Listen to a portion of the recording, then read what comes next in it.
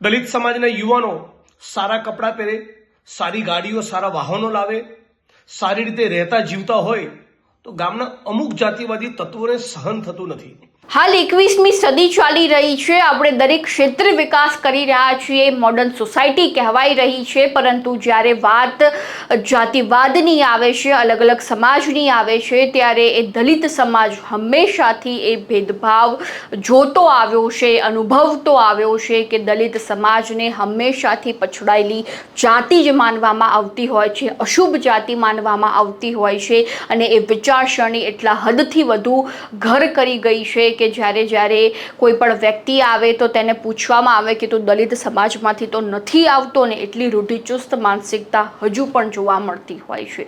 જેમાં તાજેતરમાં જ સાબરકાંઠામાંથી એક ઘટના સામે આવી છે, જેમાં દલિત સમાજ સાથે જે છે તે ભેદભાવ થયો હોય તે રીતની સ્થિતિ જોવા મળી છે। તે જ અંગે વાત કરીશું આજે આ વિડીયોમાં। નમસ્કાર, સ્વાગત છે આપનું ક્રાંતિ માર્ગમાં અને હું છું મિક્ષુ ઠક્કર આપણી સાથે। સાબરકાંઠાના એક નાનકડા ગામની જો વાત કરવામાં આવે તો દલિત સમાજની જે મહિલાઓ છે તેમની સાથે ભેદભાવ થયો હોય તે રીતની સ્થિતિ જોવા મળી રહી છે, અને તે અંગે હવે જિગ્નેશ મેવાણી પણ આગળ આવ્યા છે। જો કે જ્યારે દલિત સમાજની વાત હોય ત્યારે જિગ્નેશ મેવાણી ચોક્કસથી આગળ આવતા હોય છે, અવાજ પણ ઉઠાવતા હોય છે। ઘણા લાંબા સમયથી તેઓ અવાજ ઉઠાવી રહ્યા છે કે ચારે બાજુ જ્યારે વિકાસ થઈ રહ્યો છે, 21મી સદી ચાલી રહી છે, છતાં પણ એ જાતિવાદ કેમ ઘર કરી ગયું છે, એ દલિત સમાજને લઈને અલગ પ્રકારની વિચારસરણી શું કરવા રાખવામાં આવતી હોય છે, એવા અનેક પ્રશ્નો તેઓ સતત ઉઠાવતા હોય છે, અને આ મુદ્દે પણ તેઓ આગળ આવ્યા છે। તો આ મુદ્દાને લઈને જિગ્નેશ મેવાણી શું કહી રહ્યા છે, એકવાર તેમની પાસેથી પણ સાંભળી લઈએ। મિત્રો, એક ચોંકાવનારી ઘટના સામે આવી છે। સાબરકાંઠા જિલ્લાના પ્રાંતિજ તાલુકાના રૂપાલ ગામે દલિત સમાજની બહેનો, માતાઓ એ મીડિયા સમક્ષ એવું નિવેદન કરી રહી છે કે શું અમારી ગણના કીડા મકોડા જેટલી પણ નથી?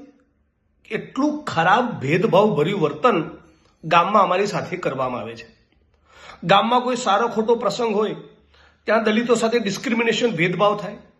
દલિત સમાજના યુવાનો સારા કપડાં પહેરે, સારી ગાડીઓ, સારા વાહનો લાવે, સારી રીતે રહેતા જીવતા હોય તો ગામના અમુક જાતિવાદી તત્વોને સહન થતું નથી।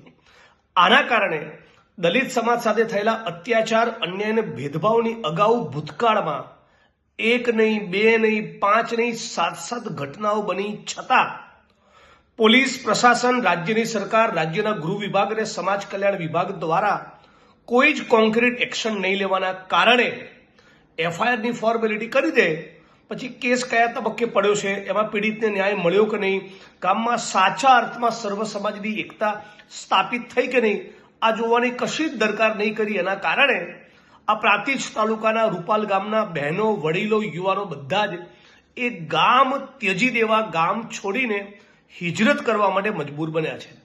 શું 2027ના 26ના ગુજરાતમાં, 2026-27ના ભારતમાં આવતા એકાદ વર્ષમાં શું આ અસ્પૃશ્યતા અને જાતિના નામે થતા ભેદભાવ, અત્યાચારનું કલંક એ આપણા કહેવાતી ગુજરાતની વાઇબ્રન્ટ સરકાર દૂર કરી શકશે?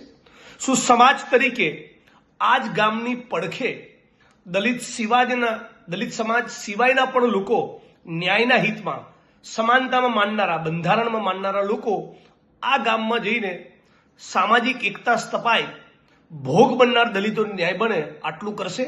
જેમ હું દોડીને સર્વ સમાજના લોકો માટે જતો હોઉં છું, એમ સર્વ સમાજના લોકો આ દલિત પરિવારની પડખે જઈને ઉભા રહેશે? આ સવાલ હું ગુજરાતની સરકાર અને ગુજરાતના સમાજને પૂછી રહ્યો છું।